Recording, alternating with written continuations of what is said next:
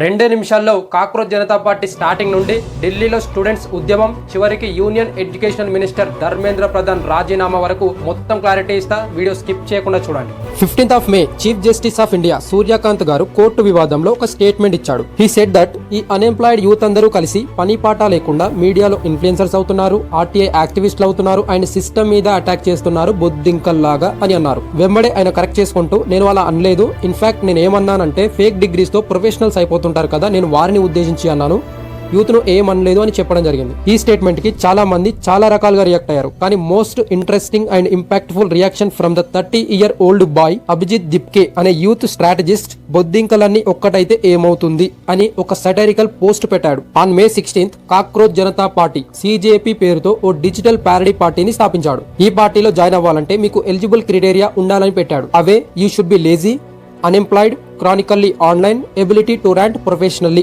దీంతో దేశంలోని unemployed youth అందరూ కలిసి కేవలం 2 వారాల్లోనే 22 మిలియన్ ఫాలోవర్స్. ప్రెసెంట్ ఈ వీడియో చూస్తున్న టైంకి కాక్రోచ్ జనతా పార్టీ యొక్క ఫాలోయింగ్ ఇది. నేషనల్ పార్టీస్ అయిన బీజేపీ అండ్ కాంగ్రెస్ ఫాలోవర్స్ కూడా ఇంతగా లేరు. అసలు కథ ఇక్కడే మలుపు తిరిగింది. 2026 మే 3న జరిగిన నీట్ ఎగ్జామ్ యొక్క పేపర్ లీక్ అవ్వడం, లక్షలాది మంది విద్యార్థుల జీవితాలు రోడ్డున పడడం, 12 మందికి పైగా స్టూడెంట్స్ ఆత్మహత్యలు చేసుకోవడం ఈ ఉద్యమాన్ని నెక్స్ట్ లెవెల్ కి తీసుకెళ్లాయి. దీంతో central educational minister Dharmendra Pradhan రాజీనామా చేయాలనే డిమాండ్ తో ఢిల్లీలోని జంతర్ మంతర్ మరియు పార్లమెంట్ దగ్గర తాలీ చమ్మన్ చలో సంసద్ అనే నినాదాలతో బొద్దింక కాస్ట్యూమ్ తో రోడ్డెక్కారు స్టూడెంట్స్. లాఠీ దెబ్బలు తిన్నా తగ్గకుండా విద్యార్థులు మంత్రి రాజీనామా చేసే వరకు వెనక్కి తగ్గేది లేదు అని హెచ్చరిస్తున్నారు. దీంతో ప్రధానమంత్రి నరేంద్ర మోడీ యువత భవిష్యత్తే మాకు ముఖ్యం, పేపర్ లీక్ల వెనుకున్న నేరస్తులకు 10 ఏళ్ల కఠిన జైలు శిక్ష, 10 కోట్ల ఫైన్, కేసులు వేగంగా తేల్చడానికి ఫాస్ట్ ట్రాక్ కోర్ట్స్ ఏర్పాటు చేసి యువత భవిష్యత్తుతో ఆడుకునే వారిని వదిలిపెట్టేదే లేదు అని గట్టి వార్నింగ్ ఇచ్చారు.